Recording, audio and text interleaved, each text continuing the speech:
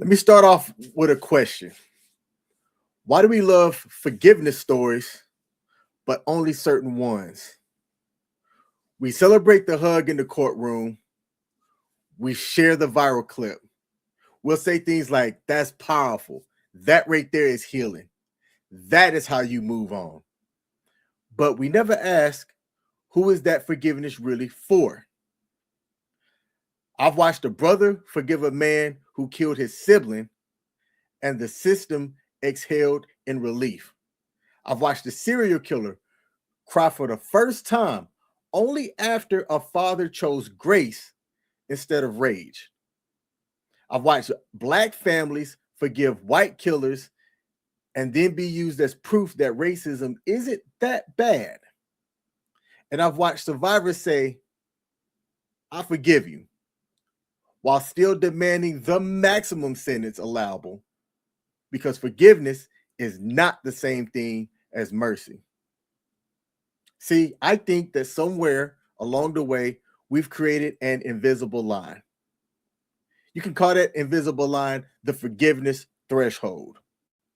Cross it, and you're called healed, evolved, godly even.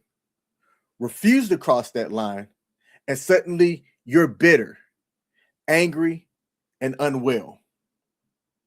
But here's the uncomfortable truth. Forgiveness, in my opinion, has become a performance, a transaction, a pressure point, a way for society to move on faster than victims can actually heal. We ask the broken to be graceful. We ask the traumatized to be palatable. And we reward forgiveness, not based on what it costs the victim, but on how much comfort it gives everybody else. So today on the Just Joking podcast, we're going to talk about the stories behind that forgiveness threshold. The ones where forgiveness went viral, the ones where it didn't, and the ones where refusing to forgive was the most honest thing that the person could have done in that moment. Because the real question isn't, should victims forgive? The real question is, why are we so uncomfortable when they don't? Let's bring up Joe for the Just Joking podcast and talk about this. What's up, my man? What's up? Wow, that was loaded, man. It was something that we talked about on a previous threshold where I said, I think we need another war to happen for us to correct things that's going on here in the United States. And something that you brought up was about forgiveness and about how we can take a look at certain things and overlook other areas depending on what the outcome is and how it impacts you. And it got me to thinking about that, because I then asked myself, if somebody did something that harmed one of my loved ones, would I be able to forgive them the way that we're going to talk about some of these stories that I went and found that highlights people doing things that are unspeakable and what the victims were, how they felt towards that and how they chose to forgive them. And it was the way that the public had looked at it. So let me start off by asking you this. Do you believe, or do you think that there's a forgiveness threshold? And what is that line in your eyes? That is incredibly interesting. Is there a forgiveness threshold? I don't know what to for the first time in a long time. I don't know what to think or feel about that one, simply because I know that if something, because you brought that up, is how would we feel, how you would feel if something like that happened to you or one of your family members. I don't know that I could ever find forgiveness. And like you mentioned in the beginning, a lot of that forgiveness that we see now, especially online, social media and stuff like that, it feels performative. It feels like it's for the viewer, not for the person or the recipient. It feels like it's for the folks at home. Now, that being said, we don't have the whole picture. We don't know how much time, because in a lot of those court cases where somebody finally forgives the person who violated their family in some fashion. That's been years. That's been 2, 3, 4 years. And maybe during that time, they've had grief counselors and psychotherapists and all these people work with them and help them heal. Maybe they talk to their religious figure to give them to find spiritual guidance. I don't know. But it never really feels, because it's so publicized, because it's so public, because it's so recorded, it doesn't feel real. The folks at home, they probably feel like, oh, that's beautiful, but that's a vicarious feeling. They're not actually in that moment. They're not actually there with those people. They don't know what that actually feels like. So it's so hard to really know what that threshold is. Like you said, or you alluded to, I I don't think I could ever find forgiveness for anybody who would harm my family members. There's a lot of us, especially in the military and veteran community, who think we'd burn the world down for our families. And we can't see a road beyond that fear and that anger and that retribution. So it's a challenge to empathize with non-military folks, non-law enforcement, and how they perceive justice and retribution. And so this is like being on the outside looking in. We're looking at a snow globe right now and trying to count the snowflakes, trying to understand at what point is it too much for the average person who doesn't have our experiences and seen the things that we did. Prime example, I've lost people in combat. Do I ever forgive that? Like, is that, it's been over 20 years. Do I find forgiveness in that regard? I don't. I mean, nameless, faceless enemies are harder to blame and harder to be angry towards. But do you ever let go of that anger? And those were brothers in blood, as opposed to family. And I don't know that I'll ever find forgiveness for that. And they weren't even born in my family. So it's tough. It feels very performative these days. It's hard to know what's genuine and what's real when the camera's rolling. And see, that's where I lie with it. To me, I wonder if I choose to forgive somebody, are you actually going to show real remorse when it comes to accepting what's about to happen to you? Because to me, that remorse should be emotional. It should be something that you feel because you feel remorse. But I think that in modern society, it's become more transactional, especially in the courtrooms, in these parole hearings, and in the court of public opinion as well. Because, for example, in the legal system, I have often seen and heard forgiveness being a factor in how a judge chooses to sentence someone when it comes to their hearing. If they show true remorse, it can lead to a sentencing reduction. Before it gets there, if there's any plea bargains that come up, right, and you show that remorse, you show that you are truly sorry for what you did, you're more apt to be able to get one of those plea bargains from a prosecutor than if you just sit there with a stone cold face and not said anything. They're going to throw the book at you, right? I wonder, like, if that's actually true justice, whether you remorse or not. In my opinion, but again, it'll be the same. That could be performative too.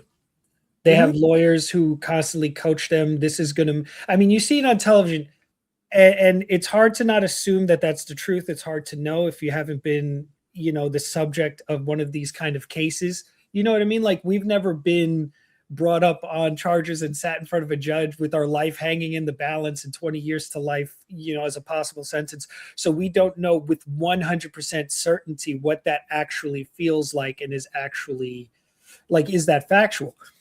But the assumption can be that if we can imagine it being a reality, it's most likely something that could potentially happen. There's no law against the lawyer saying squeeze some tears out during the court case, it will help your case.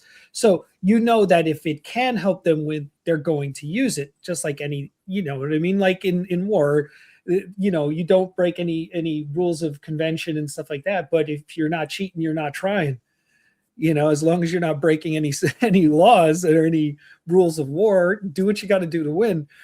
So I imagine law is the same thing, right? So then remorse is, like you said, transactional. It's performative. There's no need to be actually remorseful. You just have to have the appearance of remorse. And the same in that regard can be said about forgiveness and the appearance of forgiveness in the courtroom. It shows that the victims are willing to be strong and willing to be like, I forgive you. And I think you should get the maximum thing. Is that performative in the face of the judge? Or counter, is it because the victims don't want to see another person die because of this situation that may have already caused one person to die? Do they not want the death of this person to be on their conscience now in some kind of proxy feeling of blame, even though the blame is really on the criminal as opposed to the victim or the victim's families? So there's such a myriad of just like potentiality of this whole thing, right? Like, and also, could it be that they're doing that? And I had this point a second ago, but I got onto this tangent of the other one. There's so many questions. It's hard to know, not being in the shoes of that. I hope to God most of us are never in those shoes, but along a long enough timeline, it's potential in everybody's life. But I hope that it never happens to most, if not all. I think we've come to look at social media the way Days of Our Lives used to be.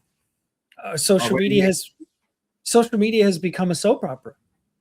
So much performative things. So many people watch something and they're like, yeah, totally, I could see that happening in real life. Or they're watching something that's real life.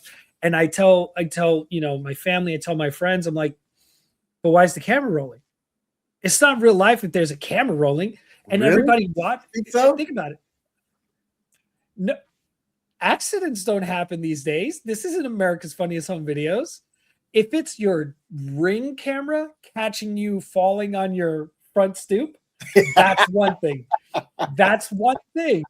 But if you're in your kitchen and there's a camera conveniently shoulder height with excellent lighting, and you accidentally hit your head on the counter, and then your wife accidentally bumps you, and then you fall into the wash rack, and everybody's laughing and having a good time, that's not real. It looks real because it's scripted and very performative, but it's not real. The cameras aren't rolling in real life. But because we've gotten into this constant state of cameras are rolling, and we're viewing it as this is our perspective because our brain has been hardwired to see through these boxes now, that we're forgetting that people are turning these cameras on and doing these things for us. Okay.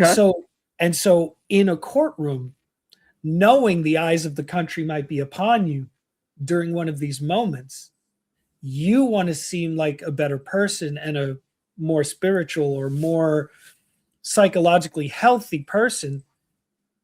I find it more realistic when the son of the victim or the son of the family member jumps across the goddamn chairs and tries to get their hands. That's far more realistic.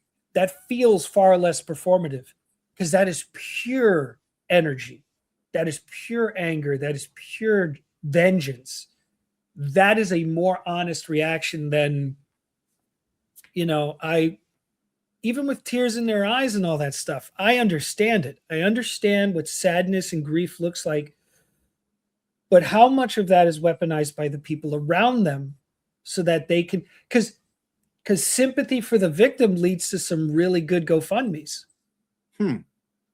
So it's like, what's real anymore?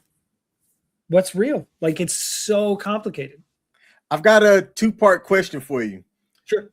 Part number one, do you think that remorse looks different based on how the suspect or the person that's being charged with looks? Meaning, If you're a white female, 120-pound, blonde hair, blue eyes, and you show up in the courtroom crying for running over somebody with a car and killing them, Yeah. do you think that people are more forgiving to that person with those tears than they would if I showed up in the courtroom with my beard, crying because I was remorseful for running over someone and killing them? So, without a large enough subject pool, because I don't watch a lot of stuff like that, like law and court cases, what I can say I feel is that the larger amount of cameras, the larger amount of coverage really determines the kind of outcome. Now, has there been a lot of pretty white girls with blonde hair and blue eyes go to prison? Probably. Have there been a lot of them that seemingly get away with something, or it feels like they're getting away with something? Maybe. But again, that's our feelings, not necessarily what the judge clearly felt or the jurors clearly felt. And that's the problem with a jury of your peers. That's the problem with lawyers being able to pick and choose who the peers are. And obviously, that's a back and forth between the defense and the offense. But there's a lot of questions to be had there. Like, we remember the mother from Florida who got away with I think she was it Casey Anthony. Casey Anthony. I was just about to bring her name up. Yeah, she didn't go to prison. I mean, let's be honest. From the facts, at the least, even if she wasn't directly responsible, was by proxy responsible. But from everything we heard, it sounded like she was guilty.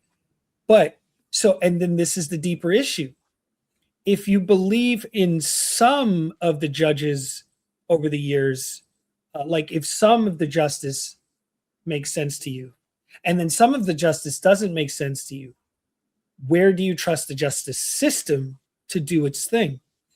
Because it's not one of those all or nothing things, but after a period of time, like for example, the last 30 years or so, with certain demographics receiving harsher punishments for lesser crimes, vice other demographics receiving lighter sentences for some of the similar or greater crimes, it calls into question the human element.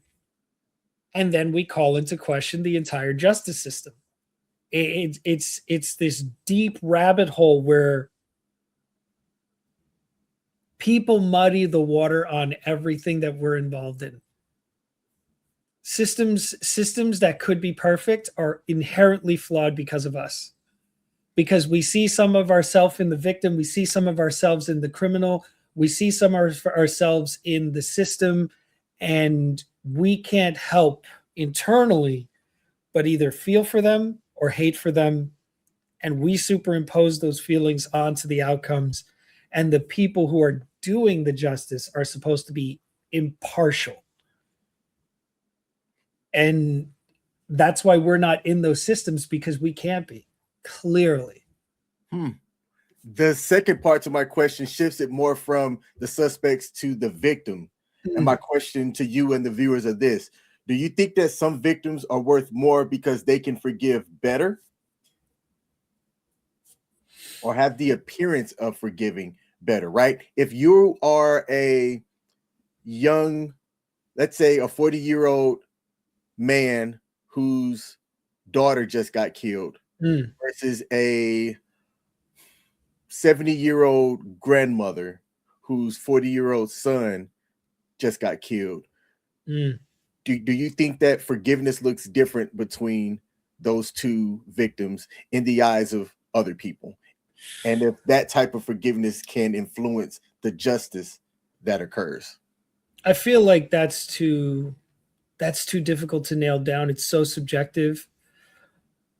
How it looks, I mean, grief comes in lots of ways, and grief turns to either anger or forgiveness in whatever road that takes.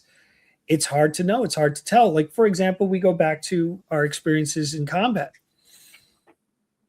There were incidents that didn't directly affect me, but affected those around me. And I saw grown men break, and they weren't even the one hurt. I broke when my friends were killed, and I wasn't even the one hurt.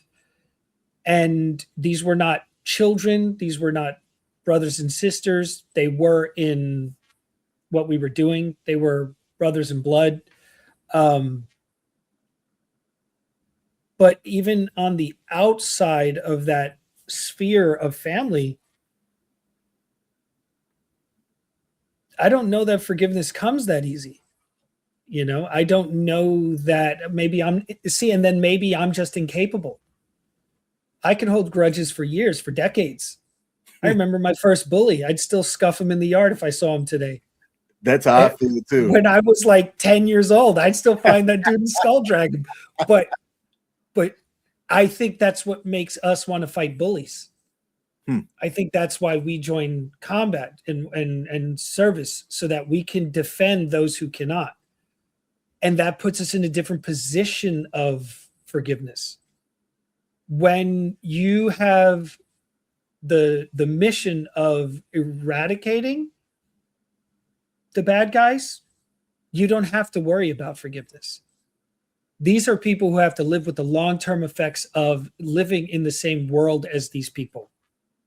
And that kind of anger and hate for a prolonged period of time will eat you up more than it eats up the person who is perpetrated against you. Let's stay there. Okay. Let's stay there. You brought up earlier about the person that jumps over the courtroom and goes after the guy that did something to him. You just talked about the bully that bullied you when you were in 10th grade or 10 years old. And if 10 years old, it'd be on site. That right there, to sum it up, is like vengeance, right? Yeah. It seems like that vengeance would bring closure. But I think you and I will both agree that it doesn't. But why do people do it? So again, they do it because logic is overridden by those strong biological impulses. You know what I mean? Like, as civilized as we are today, we have to remember we are animals. We have the lizard brain. We have all these things within ourselves that it's like fight or flight. It overrides sometimes even your sense of survival. Like in those moments when they jump across those person in the courtroom, they're not thinking about going to prison. They're not thinking about going to jail. Nope. They see what the person did. They know how it makes them feel, and they want vengeance. And you got to understand, especially from those underserved communities, like where I grew up, those people don't feel like the system will ever give them what they need. When I was growing up, I didn't feel like the system cared about us. It wasn't until I became an adult and I bought into the system that I started to realize that you have to make the system work for you. If you give the system a reason to not believe in you, it won't believe in you. But on the outside looking in, it doesn't appear that way. It appears biased. And in a lot of ways, it really, truly is. And for the last 30 or 40 years or so, it was. We've made strides, but sometimes they're just not nearly big enough. And there was a point I was going to make about the whole, the people jumping across that table. I think those people don't know how to live with that anger for a prolonged period of time. I think sometimes that reaction is out of fear, let alone anger. Fear that the pain and everything will consume you if you don't remove the thing that slighted your family, remove the thing that got in the way of happiness and 20 years of that person's life or something. It's hard to know. I'd love, so many times they do all these documentaries about the killer, who the killer was, what the killer's life was like. Yes. And they never really dive into, like, for example, the father that assassinated the killer who was being perp walked through the airport. Did you ever see that one? It's old. It's like from the 80s or 90s. He was just sitting on the phone, just like, talking on the phone. The guy walks by, pulls out a little snub nose, and he caps him. And I'm like, that was caught on television. Whatever, that man, I think, went to prison. But I have seen on social media the son of that man every few years post about it and talk about how it changed the trajectory of his life. But I don't know that I ever saw regret from the son, let alone regret from the father. And I don't think the father ever regretted his things. He sacrificed his freedom to get vengeance.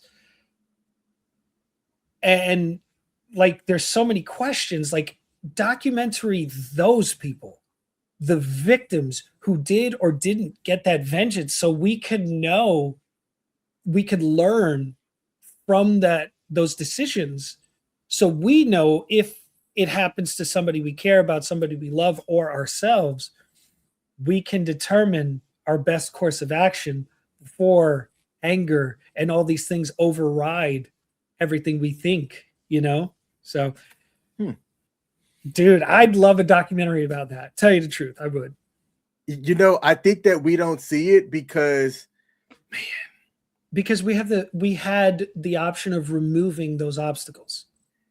When that option exists within legal means, how do you see a harder alternative? Now, don't get me wrong. In combat, that doesn't mean it doesn't wound us to hurt the enemy. Mm-hmm. That's why you deal with PTSD and moral injury. Our brains are not wired to destroy something that looks like us. It causes us moral injury. It causes us to carry those scars for the rest of our lives. Animals don't do that because they're wired for survival, pure survival.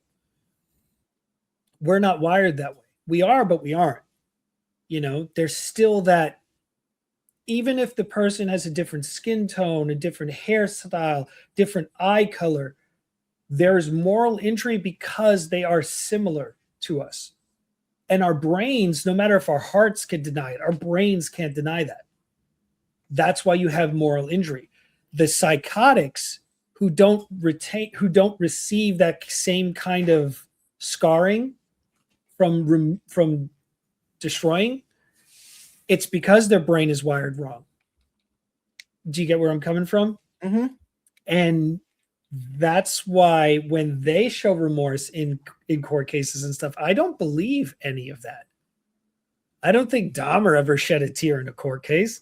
You ever saw that guy? He was stone-faced the entire time. Mm-hmm. Yeah, blank stone face. Exactly. So can psychotics in this specific case, because there's lots of people who have psychosis but are not monsters. They're just dealing with things where their brains are wired differently and they deal and receive the world in a different way. There's plenty of people out there who don't harm others. But these specific ones, like, I'm not a shrink, but it's hard to imagine that if they can snuff out life in a just freely, it's hard to imagine, it's hard to believe that they could feel remorse the way others feel remorse. They very clearly don't retain those mental or moral scars that everybody else does. So I've got a couple of court cases that I brought up that is going to highlight this threshold. But before I do, I want to bring this up. If y'all are out here looking at the camera, I am a person of color. And it is my opinion that race plays a factor in the burden of grace and what that looks like. And what I mean by that is this. When Black victims forgive white offenders, it is celebrated as noble. Yeah.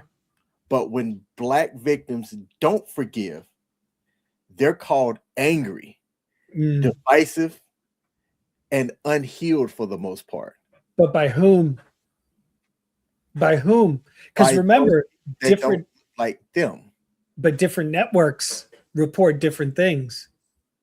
Different social media silos report different things. And different demographics receive or bounce those signals different than others. So your feed on socials might be showing that this or that. My feeds might be different.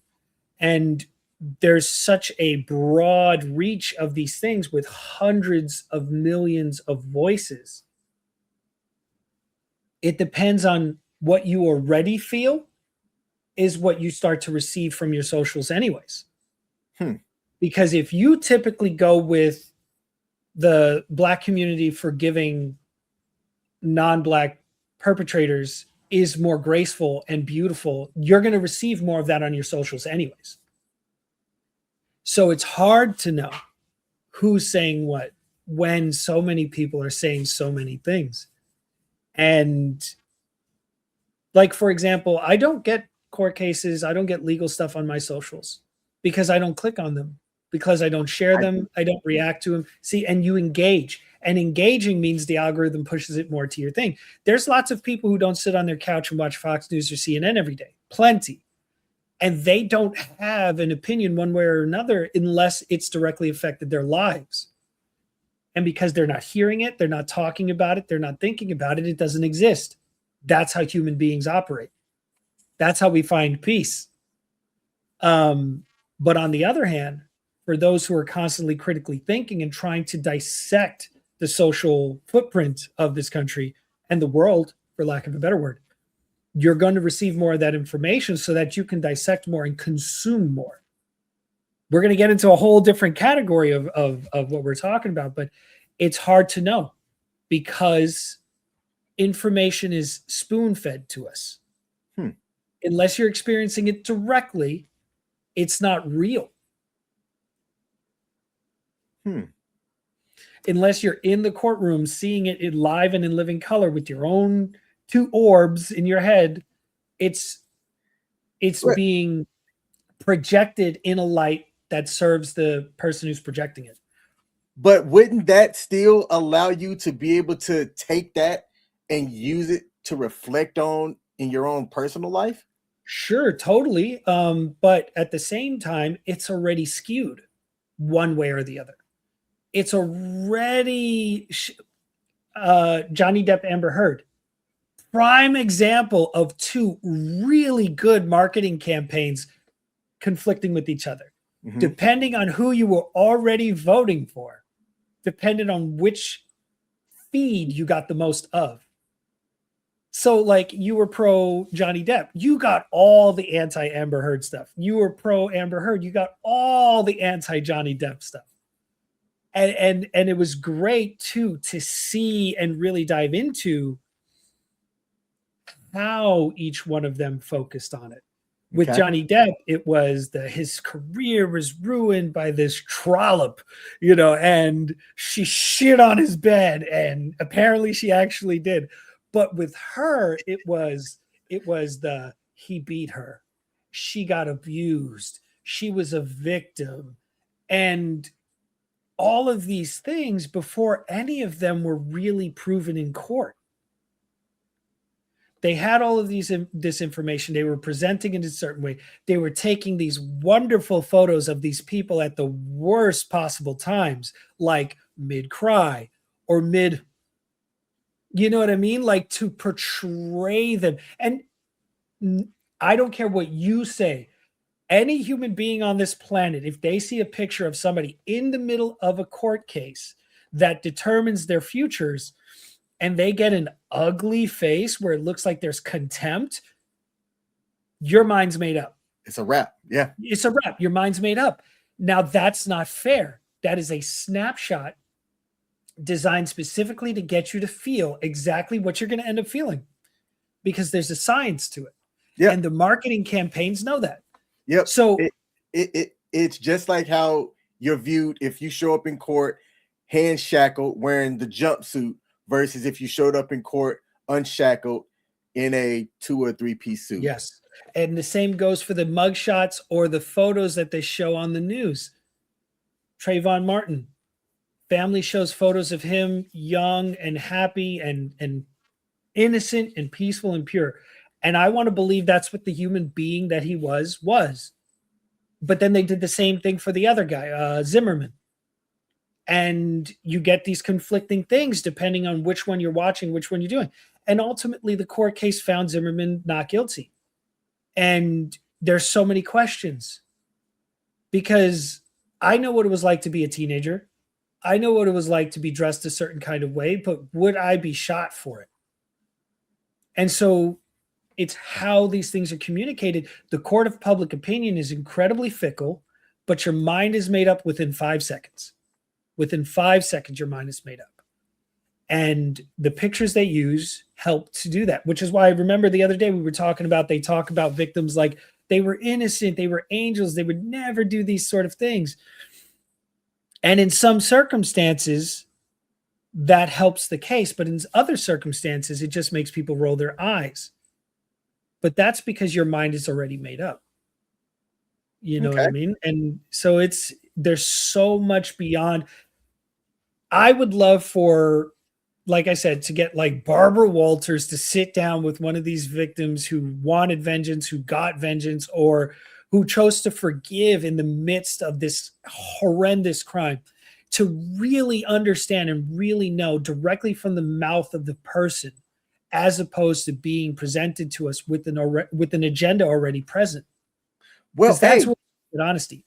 Well, okay. Well, let's talk about some of the court cases that does like that. Let's do it. There's one that we could bring up that plenty of people saw. This one went viral, and to me, it's the modern blueprint for performative forgiveness. And this is the case of Amber Guyger, a white police officer who entered the wrong apartment several years back and killed Botham Jean, an unarmed black man, in his own home. Mm-hmm. She was sentenced to 10 years in prison, widely viewed as lenient when it happened. Yeah. And there was a moment that eclipsed the verdict that had more people talking about what happened versus the verdict and everything else that went along with that. Botham's brother, Brent Jean, took the stand and said, "I forgive you. I don't want you to go to jail. I want the best for you." He hugged her. The judge had hugged her, and she was given a Bible up there in front of the cameras and in front of everybody. And the public reaction to that was split in two. Mainstream media actually praised it as grace, but many of the black community saw it as cheap absolution. And in this case, Brent's forgiveness, the brother, became a release valve, by some people's opinion, for white America's discomfort, allowing people to celebrate healing without having to confront systematic police violence. So I can see that. Yep. So the question is, did that forgiveness heal the victim's family, or to the public and everybody else that was watching? Because him forgiving or being angry could have determined if people were going to go in the streets, because that white cop only got 10 years in prison for killing an unarmed black person inside of their home. That right there, that was performative. Yes, that. See, who and I hate. Was that now? Who was impacted by that more, the victim's family or the public that was watching? So that's a good question. That feels performative.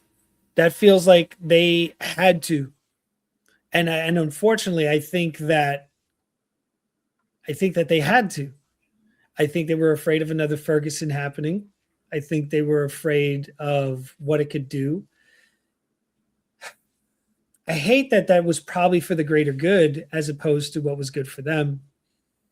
And I hate that, unfortunately, their own people kind of turned on them in that regard.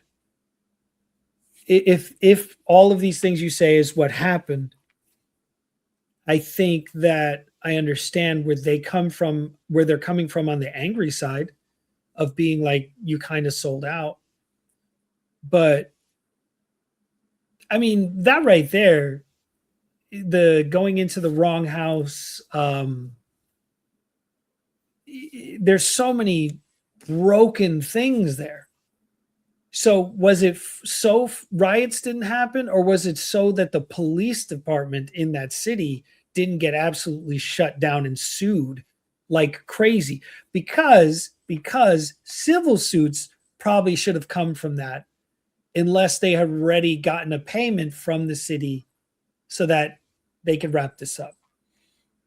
Because that sounds like a systemic problem. Like the warrants were wrong, the training was bad, the police weren't experienced enough. Like there's so many deeper questions, and I have a deep love for law enforcement. Some of my family members are law enforcement, and I respect them because they've always done the right thing. They've always been above reproach. That sounds like, in this case specifically, like deep flaws within that system, and this could have been to prevent a larger problem, like maybe other criminals going free, other, stuff like that. Like mishandling might have been, who knows? Could have been a cool movie conspiracy, man. Who knows? It's hard to know without all the facts. Okay. So the next case that I have up, there was a movie made about it. Gary Ridgway, who is the subject of the Green River Killer. There was a film named after it as well. He murdered at least 49 victims. Holy shit. Yeah, 49 women, right? During his sentencing, victims' families were angry, obviously. They were furious, wishing him death, promising eternal damnation, and refusing to offer mercy. But there was one guy by the name of Robert Rule. He was the father of one of the many murdered teenage victims. He stood up and said, "There are people in here who hate you. I'm not one of them. I forgive you." And that was the first time that Robert Ridgway had cried at any point during his trial. So the threshold for that wasn't that Ridgway earned it, but that in that moment, the father chose to forgive him. In the face of all of that combined hatred. Yeah. That's interesting. I feel like that would be a great one to have a documentary specifically about the father, without all the pomp and circumstance that the guy might church it up and try to say some things that are not real. In that moment, it makes you really, really wonder. And also, too, I'm assuming the demographics, because the demographics are almost always exactly what we think they are. But does that also color how we feel about it because of the demographics? You know what I mean? Like I have this constant saying about, remember when national news, when Jessica fell down the well back in the 90s, and the whole world stopped so that they could look for this, so they could save this little girl, Jessica? And how many little Black and Hispanic girls across the country die or go missing constantly, and nobody bats an eye and never gets front page news? It's never every camera in the country paying attention. And that has been our experience for 40 years since that started, since that trend of national coverage for these seemingly minor events. Little girl falls down the well is bad. It's really bad. Is it worse because it's a little white girl, blonde hair, blue eyes? It's exactly the same as any other kid, but they don't get the same treatment. Now, in this regard, this is a white guy standing up against a white perpetrator in a courtroom of predominantly white people. I guarantee it. Does that make us feel better about the whole thing, about the whole interaction? Does it change how we perceive it if it was a different demographic from ourselves? Because at this point, I think even the Black community has been kind of brainwashed to feel better about white people forgiving white people in a courtroom. Because when you see somebody of color in a courtroom and they've done something violent, you're like, that motherfucker's guilty. You know what I mean? You just look at him, but then you see the forgiveness from the family, and you're like, oh, God bless him. Or you see forgiveness and you're like, fuck that, not me. But then you see a bunch of white people, and because it's not the same of what you are, but then at the same time, you've seen it so many times on television and in the news. The real question is what do you think of it? And is that a genuine feeling or one you've been trained to feel and think? Because I'm of this weird thing where neither feels natural to me. Not seeing it in the white community, not seeing it in the black community. And our perpetrators are not treated the way either one of those people are treated. Interesting. So that's the issue with race and racism, is that it doesn't really matter what we feel unless we really, really dig down to why we feel that. You know, I agree with that. And the part that I explicitly agree with is where you said it doesn't matter how we really feel. And the reason why I agree with that, in the case of Dylan Roof, that was about 10 years ago. Dylan Roof walked inside of a black church and murdered 9 of the black parishioners that were inside of that church. Mother Emmanuel, something another church. Yeah. Very quickly, they were the parishioners that were there very publicly forgave Dylan Roof for what he did. And in my opinion, it was more political, because you don't want black churches out here expressing anger, because then that paints the narrative of a church completely different, right? Yeah.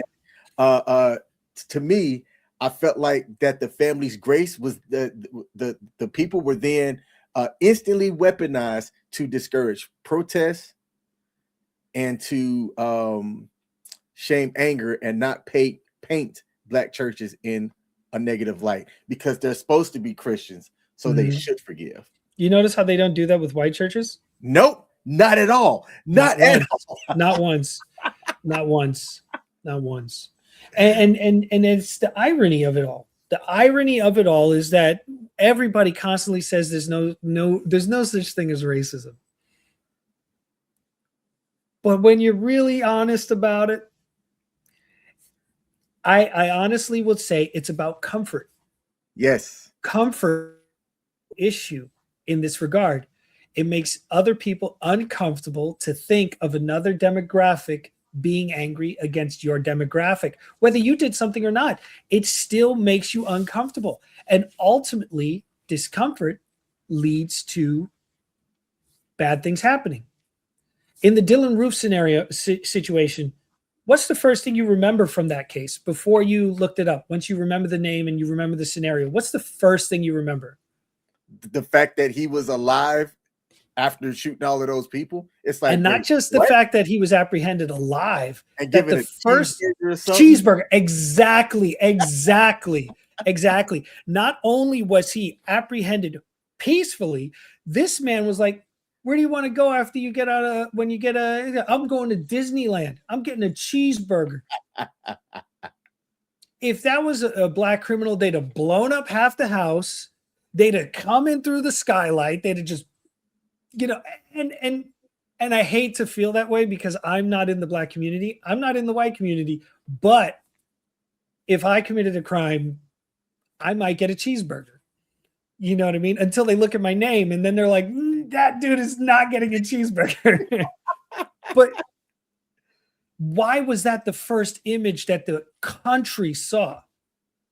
Why is that the thing we remember, the first thing about a guy who shot up a church? A church, even if it was a white church, a black church, a Spanish church, it's a church.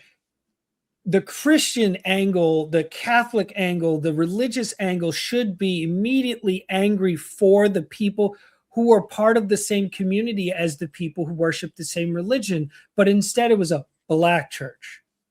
Instead, it's a white church. We're all supposed to be the same children of God, right? Why is it divided? Why wasn't it churches from around the country coming to their aid, sitting in the same pews as them, singing the same hymns, worshiping the same God that we're all made in his image, right? Why was it the other way? Why was it look, the black church is they wish for love and peace. Let's not riot and protest. Let's not be angry, black community. Instead of, let's come together as in faith and find forgiveness. You just don't wake up and get forgiveness. So the real question there is, was it expectation of their community? And was that pressure? That's what I think. That was my conclusion for all of that. I think it was expected of them to do it, so they did it very publicly. But in privately, man, I don't know. It's hard for me to go that I'm just gonna that a group of people can just be forgiving like that. Yeah, I just know couldn't be me. Last case that I have here, and this is forgiveness after a wrongful conviction. Jennifer Thompson misidentified a guy by the name of Ronald Cotton as her, what's the YouTube appropriate word that I could say? Oh, he assaulted her. Her sexual assaulter. Yes, we'll go with that. He spent 11 years in prison for a crime that he did not commit. And it took DNA evidence later that proved his innocence. Jennifer met him after his release as she was consumed by guilt. Unlike that one lady who, I won't even say her name, who got Emmett Till killed. Oh, yeah. Yeah. Ronald Cotton told her, and this is in quote, "I'm not angry. I forgive you." And they even became friends later on. They wrote a book together, and they are now both advocates for justice reform. And this case is one that flips the script on how forgiveness worked, because there was no malice. Yeah. The truth finally did come out, and accountability, in my opinion, was systemic in this. And it wasn't personal. I mean, she was victimized. I mean, there's very clear evidence she was victimized. She was unsure, but in that regard, you have to question a lot of things about how the case was handled. How it got to that point. How he ended up, because if there's reasonable doubt, he wouldn't have gone to prison. Thank you. So was she coached? Was she pressured to also and imagine living with that guilt because you're a victim. They're telling you deserve justice. And the evidence is kind of almost inconclusive because let's be honest, 10 years ago, they were still doing DNA. So why did it take 10 years for the DNA evidence to finally work? They clearly had the DNA evidence on file. There's a lot of questions there. I'm happy in that scenario that he forgave her and she was remorseful, genuinely so. I'm glad that he finally got his freedom. I hope he sued the shit out of the city. But probably not, because of the way that the case was handled and the fact that he got his freedom. They might have given him some recompense, something, but I'm glad that they probably made good money on that book. And now they can go and be advocates for justice and truth and everything about this country that needs to be a thing. And I'm assuming they're two different demographics, right? Oh, I'd have to. I think she was white and he was black. And because, I mean, the last white guy who raped a white woman, he was, remember the affluenza guy? They didn't want to ruin his life. And that was recent. That was not 40 years ago. That was recent. That was like 10 years ago. But I'm glad that they could find that bridge together and Black get to this place. White woman. Yeah. I mean, but the irony is that people watching this will say it's not always about race. I'd argue for you to tell me when it's not. And to have a good case study onto why it's not. Because let's be honest, everybody feels more for the people who look exactly like them and feels a little bit less for the people who aren't. And that's not a love-hate thing. That is a survival instinct. That is a survival instinct. Me personally, I walk down the streets, I see everybody as an enemy. And that's a bad thing. That is a bad thing. But that is because I spent my entire life in violence. Growing up in the city, in New York City, violence, gang violence, race violence, since I was like 10 years old. And then I went to war and I experienced there a demographic against a demographic. We're American, they're not American. Um, so my entire life until I left the military was a life of violence. And I don't know. I love people and I love human beings, and I don't ever want to see anybody hurt. I cringe at the thought of running over a squirrel in my car. I don't love the loss of life anymore. Like, not that I ever did love it, but just I'm so tired of it. And but there is this thing about feeling comfort in the face that's similar to your own. The same reason men love their children when they're born, because they look like them. It's a defense thing. Your brain saying, this is mine, love it, don't hurt it. You know what I mean? That's you read some science about it. It's fascinating. It's the same reason that when something's made by AI, your brain instinctually knows it's not real. There's something off-putting. I can't remember the word for it. There's a phrase for it. It's fantastic. But your brain instinctually knows. And that's what we're hardwired to do. So I'd argue for somebody to tell me when race is not a factor between multi-race conflict. I'd love to know why they believe it's not real, why they believe it's not a thing, and then provide counter evidence where there are very clearly moments of racial, inequality or violence or something to that regard. Because if you can't justify them, then you just don't want to be uncomfortable.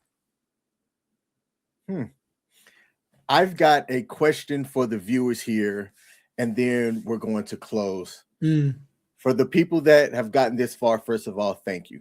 Yeah. I got a question because it's one that I think about. Do you think that forgiveness should ever influence sentencing, or should justice be completely separate from a victim's ability or willingness to forgive? It is the one thing I don't like about law and justice, is that how you're sentenced in one state for a law could be different than how you're sentenced in another state for violating the exact same thing. I don't think that there should be any discretion on anything, and that you should get what you get based on what you violated. So I'm curious what other people I'd love to know what people think about that one. would think about that one. Now, in closing, I'll say this. The next time that we see a viral forgiveness moment, I want you to think about this. Ask yourself, who actually benefited? Who's the most relieved for what you saw? And just like Joe talked about earlier, who still has to live with the damage once the cameras are shut off? Because to me, forgiveness isn't a moral finish line. It's a personal boundary, like we saw in some of the cases that we discussed. And it's the only person who was hurt. They're the ones that get to decide where that line is drawn. That's all I've got. Joe, do you have anything for closing? I think that wrapped it up pretty well. I like that a lot. And forgiveness is a form of healing, and healing is a journey. You can't rush it. You can't speed through it. You get there when you get there. And I think that oftentimes it's just a little too convenient that it happens right when the cameras are rolling. I think that people feel pressured to have to be able to do something profound in the middle of something so chaotic. I think sometimes people feel like they need to maybe get that weight or pressure off their shoulders. And sometimes vengeance and anger can be all consuming, and trying to get it off of your chest as quickly as possible might feel like the thing to do in the moment. But we all heal at different rates. We all heal at different times. And for those who ever have to deal with that, I hope that healing finds you eventually. And I hope you don't have to spend your life in anger and hate. So, and just remember, we're people, man. We're all people. Indeed, we are all people. This has been another episode of the Just Joking podcast. Let your voice be heard. Comment down below. Peace.